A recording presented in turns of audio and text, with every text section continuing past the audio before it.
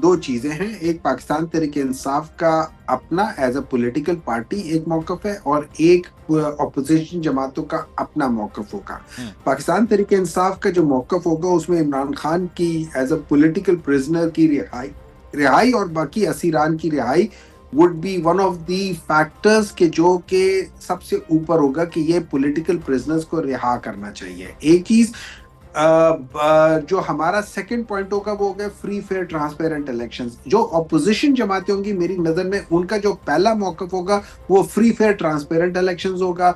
उनका दूसरा मौकफ होगा कि इलेक्शंस जल्दी कराओ, इस हुकूमत को खत्म होना चाहिए और ये चीजें होती है। और तीसरा मौकफ ये होगा कि पॉलिटिकल प्रिजनर्स नहीं होने चाहिए। मौलाना फजलुर रहमान की शमूलियत हो गई है और अब तमाम लोग क्या मिल के कोई एहतजाज की प्लानिंग हो रही है? कल 8 फरवरी को पाकिस्तान तहरीक इंसाफ का प्लान क्या है एहतजाज का? बिस्मिल्लाह रहमान रहीम, इय्याका नाबुदु व इय्याका नस्तईन। देखिए इस तरह ये है कि जो आपने अपने इंट्रो में कहा, मैं अगर उसको दूसरे जाविये से ये देखूं तो शायद मैं ये कह जाऊं कि अगर ये डाका ना डलता और ये डाका जिस तरीके से एक कोऑर्डिनेटेड इफेक्ट, वो क्या कह सकते हैं, सीक्वेंस के साथ हुआ कि जिसमें चीफ जस्टिस ऑफ पाकिस्तान ने सबसे पहले अपना किरदार अदा किया पाकिस्तान तहरीक इंसाफ के बल्ले का निशान लेके। अच्छा, बल्ले का निशान जब आप वापस लेते हो तो वो उससे पॉलिटिकल पार्टी खत्म नहीं होती, सिर्फ उसका निशान जाता है। लेकिन वहां पे गलत इंटरप्रिटेशन की वजह से जो इलेक्शन कमीशन था उसने party as a political party को एग्जिस्ट नहीं करने दिया, उनको पॉलिटिकल पार्टी ही नहीं बताया, जिसकी वजह से पाकिस्तान तहरीक इंसाफ के लोग जो थे वो आजाद लड़े। उनको आजाद नहीं लड़ना चाहिए था, उनको पाकिस्तान तहरीक इंसाफ के प्लेटफॉर्म से लड़ना चाहिए था, मगर बगैर सिंबल के। ये उसूलन होना चाहिए था। फिर उसके बाद जब उस चीज को रिवर्स करने की कोशिश की तो दो लोग जो माइनॉरिटी में थे उन्होंने एग्जेक्टिव को कहा कि भाई आप इनकी बात ना मानो, उनको नवाजा गया है। और उस लिहाज से आप देखो फिर इसी जो जिस लिहाज से नवाजा किया है उन्होंने फिर उस नवाजने की बेसिस पे गवर्नमेंट को जो रिजर्व सीट थे वो तोहफे में दिए कि जी ये भी चोरी कर लो अभी आप लोग। तो उस लिहाज से ये सारी चीजें हुई हैं। तो उसके लिए मेरे ख्याल में ये लाजिम है कि आप लोग उसका एहतजाज करें। ये बहुत बड़ा डाका था और मेरी नजर में अगर ये डाका ना डलता तो शायद आज पाकिस्तान के इतने बुरे हालात ना होते, from the point of view of security, from the point of view of finance, from the point of view of development, growth and everything. हम 4 साल से पाकिस्तान के बदतरीन दौर से गुजर रहे। 1.7 जीडीपी जो कि पाकिस्तान की ग्रोथ, पॉपुलेशन ग्रोथ से कम है। जी डॉक्टर साहब, जिस चीज को आप ये कह रहे हैं कि डाका है, उसके बाद भी हमने मुसलसल आपके एहतजाज और चीजें ये देखी हैं, लेकिन अब आप अपना इतना एक बार सेट करते हैं, एक हाइप इतनी बनती है कि पाकिस्तान तहरीक इंसाफ ये एहतजाज करेगी इस तरह से, क्या चक्कर है? वो आप उसी को जी सिंध निकलेगा, पंजाब निकलेगा, केपी निकलेंगे, लोग आएंगे, फिर वो चीज़ हो नहीं पाती। अब 8 फरवरी का वो जो एक मोमेंटम हम सोच रहे थे वो हमें अभी तक नज़र नहीं आ रहा, जो हमें रिपोर्ट्स पहुंच रही हैं, क्या उसकी वजह है?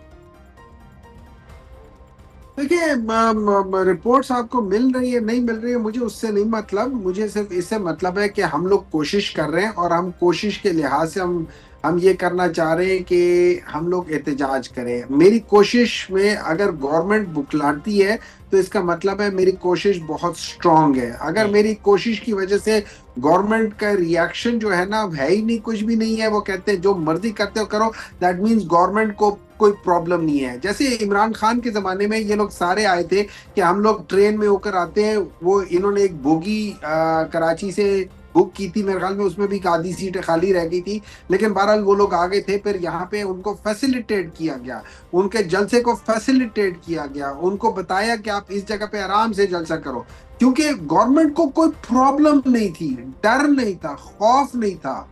अभी अभी आप देखें यहाँ पे हम लोग एहतजाज का ऐलान करते हैं, वहां पे पंजाब में क्रैकडाउन शुरू, सिंध में क्रैकडाउन शुरू, हर जगह पे क्रैकडाउन शुरू, इस्लामाबाद पिंडी में क्रैकडाउन शुरू हो जाता है।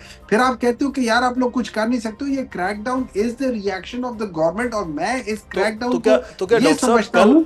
कल का जो आपके एलामिया परसों, उसमें तो ये कहा कि जी दिन भर जो है वो दुकानें बंद रखी जाएंगी, शाम को मशल बरदार जुलूस होंगे।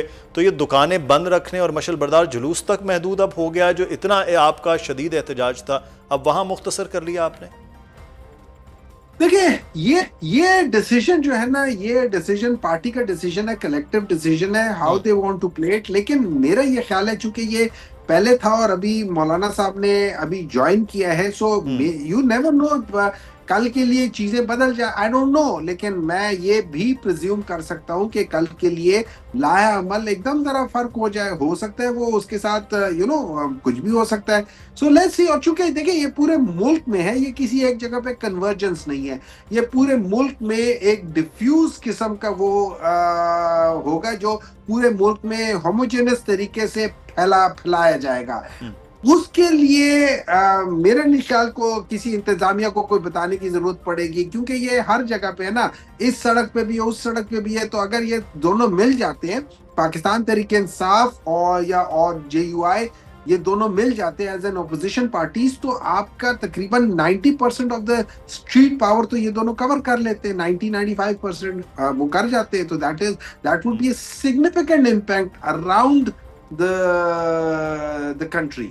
तो बहुत बड़ा इम्पैक्ट होगा। डॉक्टर साहब, 8 फरवरी के एहतजाज के साथ साथ पाकिस्तान तहरीक इंसाफ का जो बेसिक मतमा नज़र है वो है इमरान खान की रिहाई के हवाले से।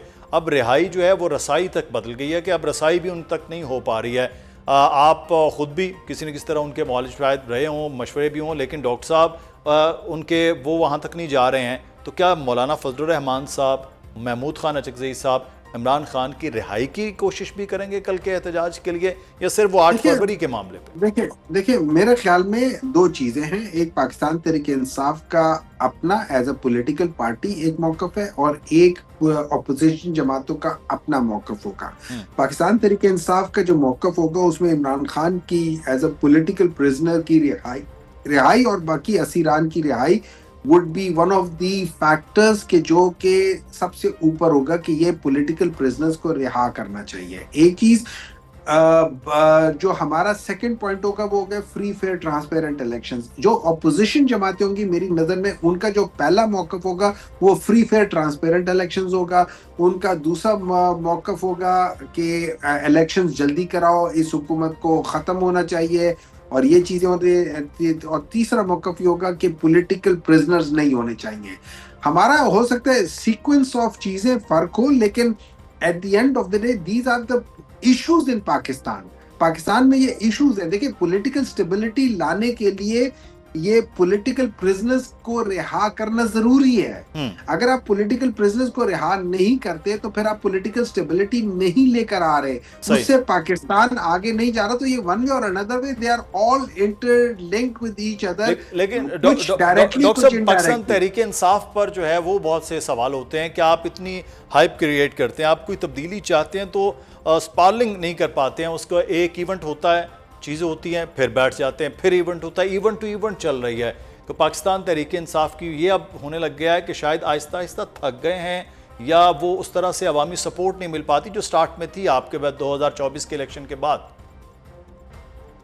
देखिए, मैं आपको एक चीज समझा देता हूँ। जितना जुल्म हुआ है ना, इस जुल्म के साथ मुझे एक बात बताएं, जब आपको या लोगों को ये कहा जाए कि आपकी बेटियों की हम लोग मतलब इज्जत की परवाह नहीं करेंगे, उनकी वीडियोस बनाएंगे, उनको अगवा करेंगे, आपके बेटों को ये करेंगे वो करेंगे, बहुत ज्यादा लोग इससे घबरा जाते हैं। और मैं आपको रफली, अगर आप हिस्ट्री में जाकर देखें, जब 1970s में, लेट 70s में जब ज़ियाउल हक आया था और उसने आके पीपल्स पार्टी को क्रश करने की कोशिश की थी, तो पीपल्स पार्टी जो कि उस वक्त 81 सीटों के साथ पूरे पाकिस्तान में थी, वो 17 या 14 या 17 सीटें रह गई थी पीछे, जो उनके साथ रह गई थी और उनके साथ खड़े रहे थे लोग। बाकी तो सारे इधर उधर तितर बितर हो गए थे। तो उन्होंने एक सिग्निफिकेंट उनको डेंट पहुंचाया था। इसी तरीके से 1999 में जब मुशर्रफ आया था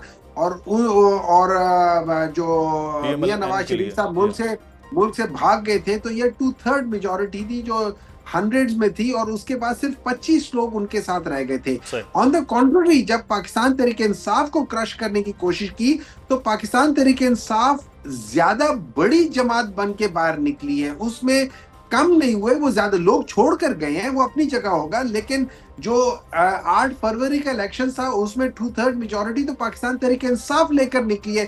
सो ये देखिए, ये टोटली ऑपोजिट है तो पास्ट में हुआ। तो अब ये चीजें जो है ना, ये इनसे हजम नहीं होती कि यार ये तो ये किसे, अच्छा उसमें वहां पे कॉम्प्रोमाइज हो गया। एक जो प्रिजनर था उसने कहा कि यार ये लोग मुझे मार देंगे या ये मुझे छोड़ेंगे नहीं, ये उसके अल्फाज थे। दूसरा प्रिजनर था, उसने कहा कि प्लीज मुझे छोड़ दो ताकि मैं बाहर चला जाऊं। अब ये तीसरा प्रिजनर है, ये जेल में बैठ के कह रहा है कि यार मैं तुम्हें नहीं छोड़ूंगा। बाकी लोग इससे डर रहे, ये जेल में कह रहे कि मकसद ये है कि एक आइडियोलॉजिकल डिफरेंस है, एक बेसिक फंडामेंटल डिफरेंस है। ये चलिए आदमी अब जो ये